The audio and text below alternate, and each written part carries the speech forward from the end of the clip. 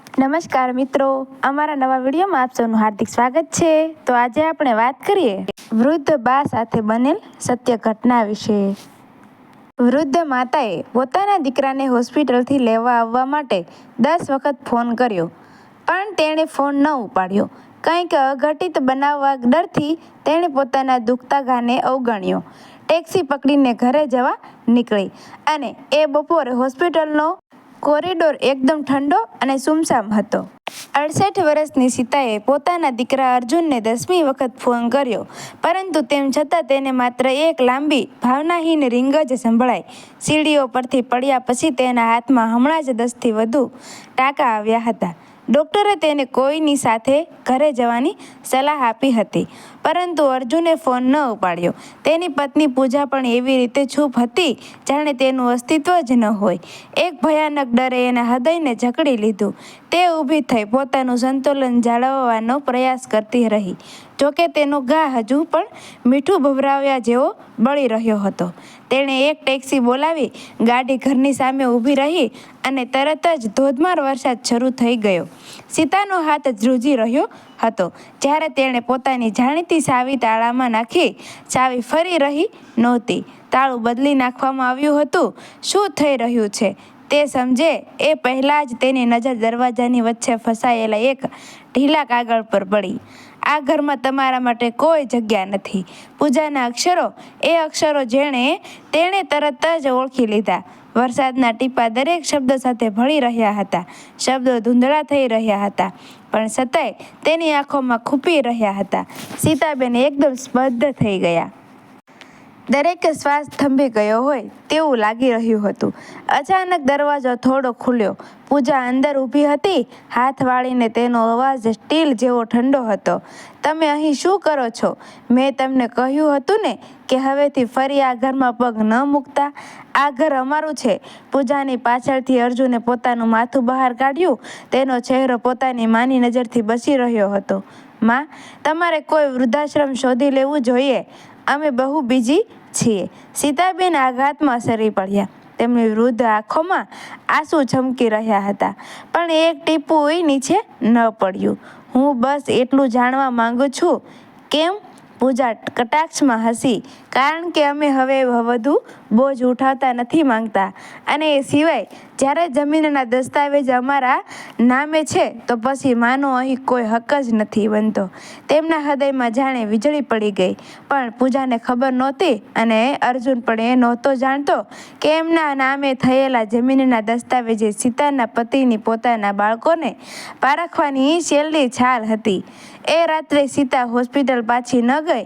તેણે બીજી બસ પકડી અને સીધી પોતાના પતિના વકીલ મિસ્ટર રાજન પાસે ગઈ.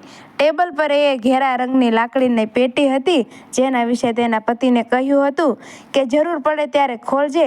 તેને ઢાંકણું ખોલ્યું. અંદર હતું સત્તાવાર નોટરાઇઝ્ડ વસિયાતનામું, જેમાં સ્પષ્ટ લખ્યું હતું કે આખું ઘર, જમીન અને પ્રોપર્ટી સીતાની છે. અર્જુન ત્યાં સુધી વારસદાર નહીં બને જ્યાં સુધી તે પોતાની માતા સામે પોતાની જવાબદારી અને ભક્તિ સાબિત ન કરે. યુએસબીમાં એક રેકોર્ડિંગ હતું. મિસ્ટર રાજન અને અર્જુન વચ્ચે 1 વર્ષ પહેલાં થયેલી વાતચીત. જ્યારે અર્જુને પોતાના પિતા વગર ઘર પોતાના અને પોતાની પત્નીના નામે ટ્રાન્સફર કરવા માટે વસિયત બદલવાનું દબાણ કર્યું હતું. આખી પ્રોપર્ટી ટ્રાન્સફરનો કોન્ટ્રાક્ટ, જેમાં પાવર ઓફ એન્ટ્રીના જેના નામે છે તે વ્યક્તિ ખુદ સીતા છે. વકીલે તેમની તરફ જોયું. શું તમે આજ રાતથી જ કાનૂની પ્રક્રિયા શરૂ કરવા માંગો છો? સીતાએ કાગળોનો મુઠ્ઠીમાં ભીંચી લીધા. તેના હાથમાં ધામાંથી ફરીથી લોહી વહેવા લાગ્યું હતું, પણ મહિનાઓમાં પહેલીવાર તેની આંખોમાં એક ચમક હતી. અત્યારે જ કરો. મને મારા ઘરમાંથી કાઢી મૂકવામાં આવી છે. હવે મારો વારો છે તેને પાછું લેવાનો. 3 દિવસ પછી જ્યારે અર્જુન અને પૂજા પોતાના નવા ઘરમાં આરામથી ડિનર કરી રહ્યા હતા ત્યારે ડોરબેલ વાગી. પૂજાએ પોતાનું માથું ઊંચું કર્યું. શું પેલી ડોશી ફરીથી હેરાન કરવા આવી ગઈ?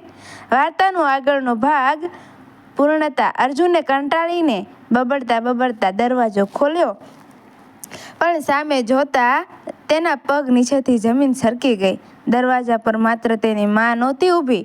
પોતાની સીતાની એક બાજુ વકીલ મિસ્ટર રાજન અને બીજી બાજુ બે પોલીસ ઓફિસર ઊભા હતા.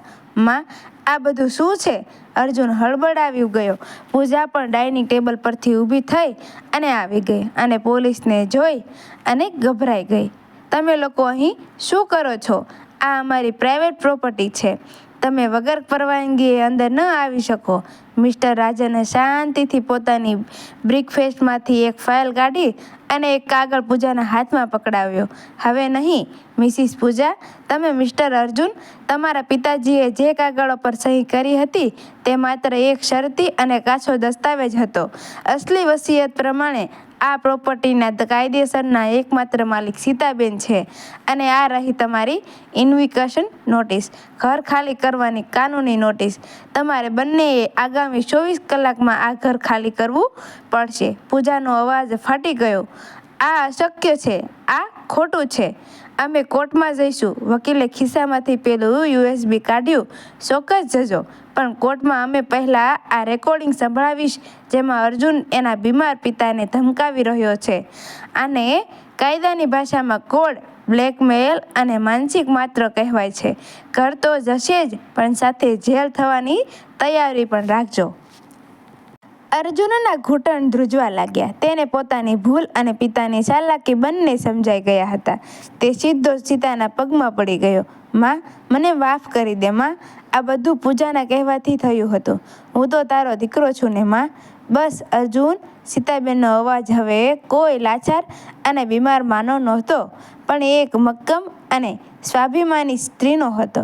તેણે અર્જુનથી 2 ડગલા પાછળ હટીને કહ્યું, જ્યારે હું લોહી લુહાણ હાલતમાં ટાંકા લીધેલા હાથે બહાર વરસાદમાં ઊભી હતી ત્યારે તું આ જ દરવાજા પાછળ છુપાઈને ગયો હતો. તે દિવસે સંબંધોના જ ટાંકા તોડી નાખ્યા હતા. હવે આ ઘરમાં તારા માટે કોઈ જગ્યા નથી. પોલીસ ઓફિસરે આગળ આવીને કડક અવાજમાં કહ્યું, તમે સાંભળ્યું ને? તમારો સામાન પેક કરવાનું શરૂ કરો, નહીંતર અમારે કડક કાર્યવાહી કરવી પડશે. બહાર હજુ માત્ર પણ ધીમો વરસાદ પડી રહ્યો હતો, પણ સીતાબેનના મનમાં હવે કોઈ વાવાઝોડું નહોતું. તેમણે ઊંડો શ્વાસ લીધો અને પોતાના હકના ઘરમાં માથું ઊંચું રાખીને અને એક ગર્વભર્યા સ્મિત સાથે પ્રવેશ કર્યો. વર્ષો પછી આજે તેમને સાચો ન્યાય મળ્યો હતો. મિત્રો, વિડીયો ગમ્યો હોય તો વિડીયોને લાઈક કરજો, શેર કરજો અને અમારા આવા જ નવા વિડીયો જોવા માટે અમારી ચેનલને સબસ્ક્રાઈબ કરવાનું ભૂલશો નહીં. ધન્યવાદ. જય માતાજી, જય દ્વારકાધીશ.